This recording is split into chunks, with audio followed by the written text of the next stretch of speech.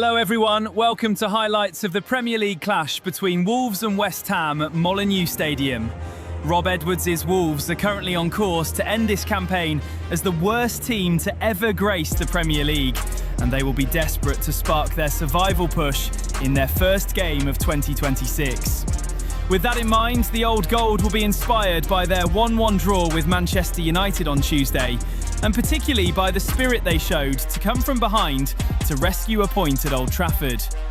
Meanwhile, Nuno Espirito Santo's West Ham are on an 8-game winless run of their own, and they will see this clash as a golden opportunity to reduce the gap to safety. Most recently, the Hammers played out a dramatic 2-2 draw with Brighton and Hove Albion that saw 3 penalties taken between the teams. And the Londoners will count themselves lucky that Danny Welbeck missed his second spot kick.